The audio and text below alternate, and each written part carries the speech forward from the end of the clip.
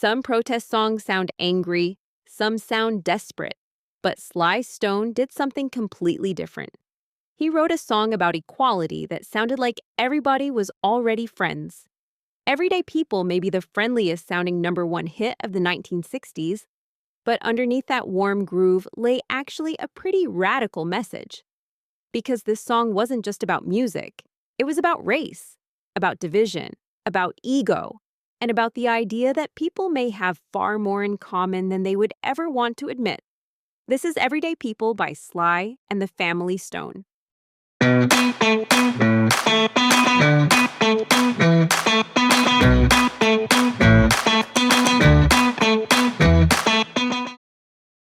By the late 1960s, music was starting to split into separate worlds. Rock was white, soul was black, psychedelia had its own audience, and pop music was usually built around one clear star. But Sly and the Family Stone ignored almost all of that. This wasn't a traditional rock band, not a soul group, not a funk band, and honestly, not even a normal hierarchy. The band featured both black and white musicians, men and women. Lead vocals were shared. Instruments blended together. And musically, it sounded like gospel, soul, rock, funk, and psychedelia had all walked into the same room at the exact same time. Just the existence of this band felt almost revolutionary in the late 1960s, and it was exactly from that mindset that Everyday People was born. A song that sounds almost childishly simple at first, while secretly trying to do something much bigger. Because instead of putting people against each other, Sly Stone attempted something surprisingly rare, to make a pop song that genuinely sounded like everybody was invited.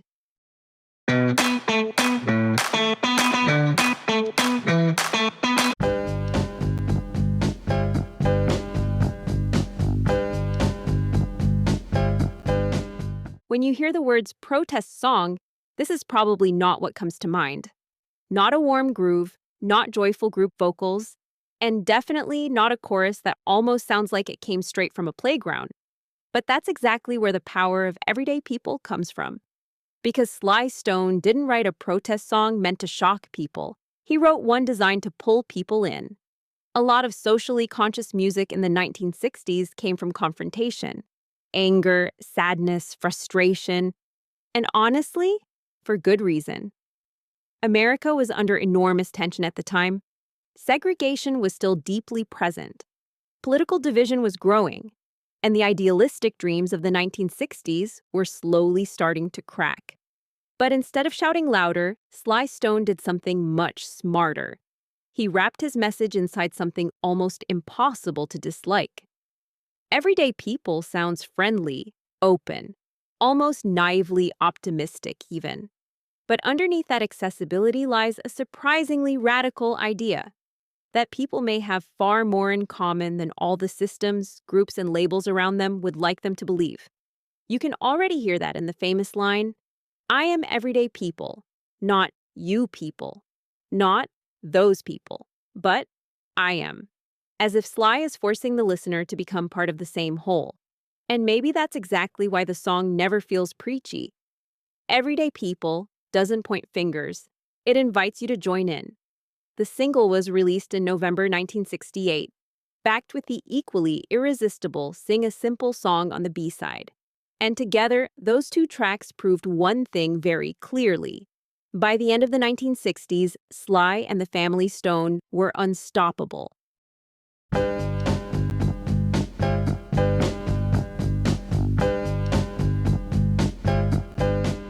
But maybe even more important than the lyrics was the group performing them. Because by the late 1960s, Sly and the Family Stone looked completely different from almost every other successful band around them.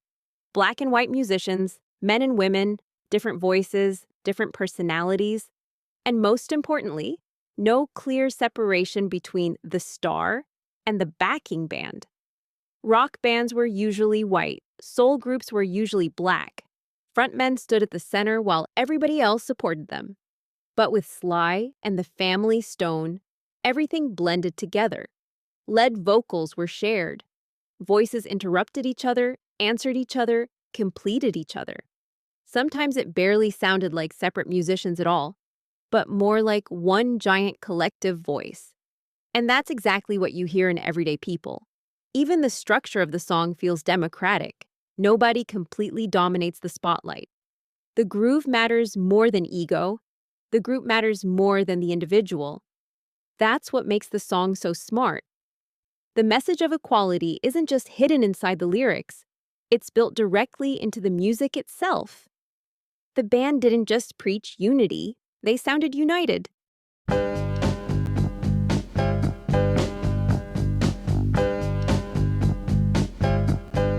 Musically, Everyday People is actually a very strange hit. Because when most people think of Sly and the Family Stone, they usually think of something far more explosive. Deep funk grooves, wild horn sections, psychedelic chaos, Larry Graham practically assaulting his bass guitar. But Everyday People does almost the exact opposite. The tempo is relaxed, the structure is simple, the melodies are instantly singable, and the entire production sounds remarkably warm and open. Even the length of the song plays into that idea. No extended solos, no complicated bridges. In just over 2 minutes, Sly has already delivered the entire message. And that simplicity is exactly what makes the song so effective. Because Sly Stone understood something a lot of artists forget. A message reaches more people when the music itself becomes irresistible first. The groove constantly moves forward without ever becoming aggressive. The group vocals create an almost communal atmosphere. Everything stays light enough to feel joyful, while remaining tight enough to never fall apart. The result is deceptively simple, as if Sly Stone compressed an enormous social message into something that sounds like everybody already knew it all along.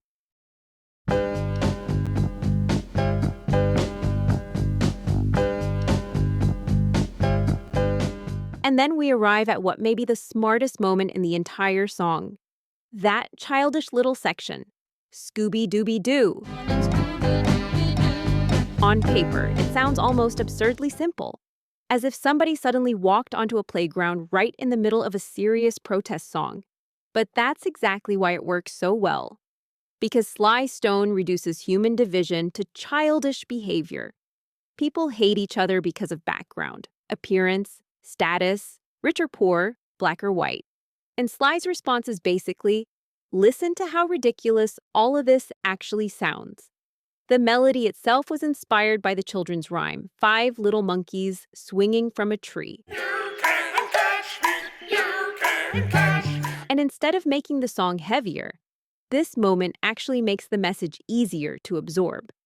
A lot of artists would deliver a message like this with dramatic arrangements or emotional outbursts. But Sly chooses Mockery instead. Not cynical, not bitter. Almost playful. Even the famous line, different strokes for different folks, late the name of a TV series, works in exactly the same way. It sounds casual, but quietly summarizes the entire philosophy of the song. People are different. And that doesn't have to be a problem at all. And maybe that's the greatest strength of Everyday People. It doesn't try to change the world by shouting louder. It changes the conversation by making division itself sound childish.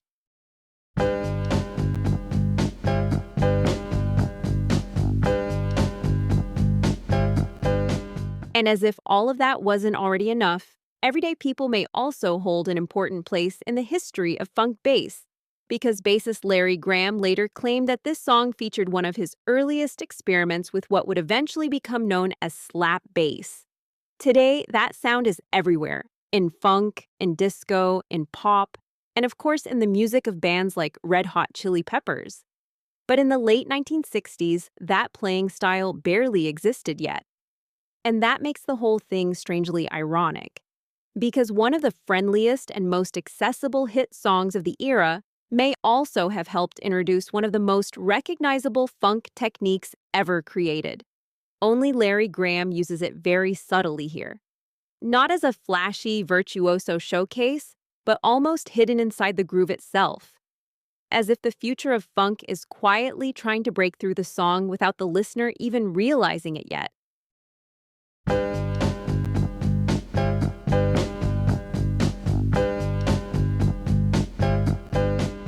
More than 50 years later, Everyday People still works remarkably well. And honestly, that's pretty unusual, because a lot of socially conscious music from the 1960s now feels heavily tied to its own era. Some songs sound dated, others feel more like historical documents than living pieces of music, but Everyday People almost completely avoids that problem. And maybe that's because Sly Stone never packaged the message as a political argument. Instead, he reduced everything to something deeply human. The idea that people constantly focus on their differences while often having far more in common than they realize. The groove still feels warm, the group vocals still feel inviting. The chorus is still instantly recognizable. Even the optimistic atmosphere feels surprisingly modern, not naive, hopeful. And maybe that's ultimately why the song survived for so many generations. Not because it's the most complicated protest song ever written, but because Sly Stone managed to do something far more difficult. He made unity feel attractive. And maybe that's exactly why Everyday People feels like such an important starting point in the story of Sly and the Family Stone, because in this song, you can still fully hear the optimism of the late 1960s, the belief that music could bring people closer together, that differences didn't automatically have to lead to division, and that a band could become more than just entertainment, almost like a small musical version of a better society. Everything about Everyday People radiates that idea. The shared vocals, the warm groove, the open atmosphere, even the simplicity of the song feels intentionally inclusive, as if Sly Stone was trying to create music that literally anybody could recognize themselves in. And that vision came together perfectly during the band's legendary performance at Woodstock, one of the defining highlights of 3 days built around peace and music. But maybe that's also why the song feels slightly bittersweet in retrospect, because we now know how the story would continue. The 1970s would become darker. The idealistic dreams of the 1960s slowly started to fall apart, and even within Sly and the Family Stone themselves, that same sense of unity would eventually become harder and harder to hold together. But here, in this moment, everything still sounded possible. And maybe that's the real reason why Everyday People continue to resonate for so many decades. Not just because it's a fantastic pop song, but because for a brief moment, it makes human coexistence feel far simpler than people themselves tend to make it. And the message didn't disappear there. In Thank You for Letting Me Be Myself Again, both Everyday People and its B-side are referenced.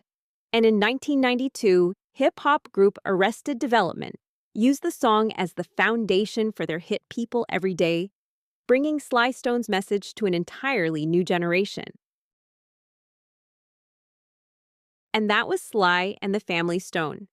That was Everyday People. What do you think of this band? And what do you think of this song? Let me know in the comment section and vote in the poll. Listen to Everyday People and all the other music featured in this series through the Spotify playlist and visit the social media pages, because I will follow you if you follow me. Sly and the Family Stone were one of the absolute highlights of Woodstock, but the legendary festival was ultimately closed by Jimi Hendrix. Curious to see my complete ranking of every Jimi Hendrix Experience album?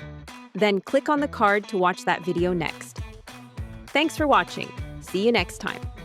And in the meantime, drop the needle, press play, and remember, we're only in it for the music,